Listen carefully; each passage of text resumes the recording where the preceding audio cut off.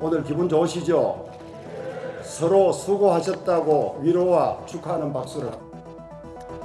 2012년 대선 승리 이후 처음으로 보수정당이 대규모 선거에서 승리한 데엔 이른바 좌클릭으로 중도 확장 전략을 이끌었던 김종인 전 위원장이 있었다고 해도 과언이 아닙니다. 제가 이렇게 무릎을 꿇습니다.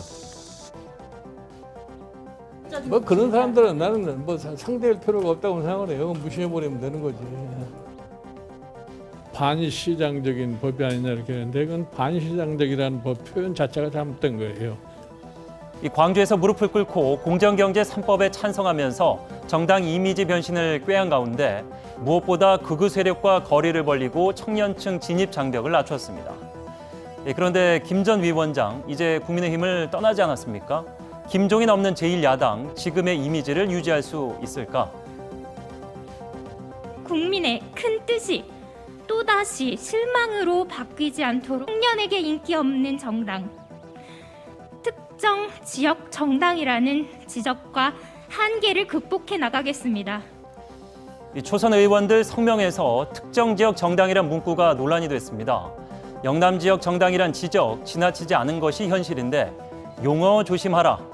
이 중진들이 반발하고 나서면서 초선과 중진 간 온도차를 극명하게 드러낸 가운데 주목되는 사안은 당권 경쟁입니다.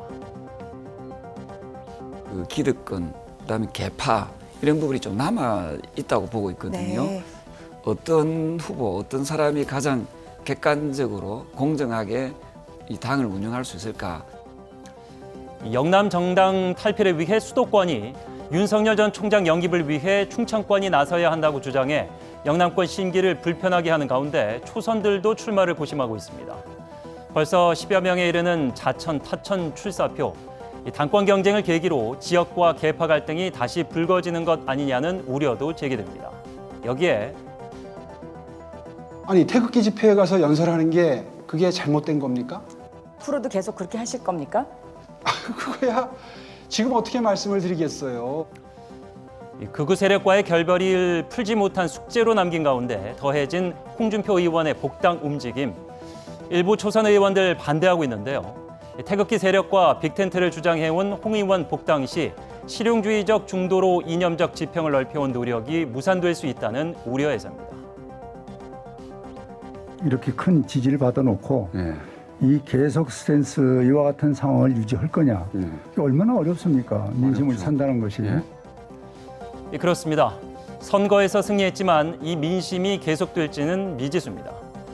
개표 상황실에서 송원석 의원이 사무처 직원을 폭행한 사건만 봐도 언제 터져도 이상할 게 없는 구태의 모습이 잠복해 있다는 분석입니다.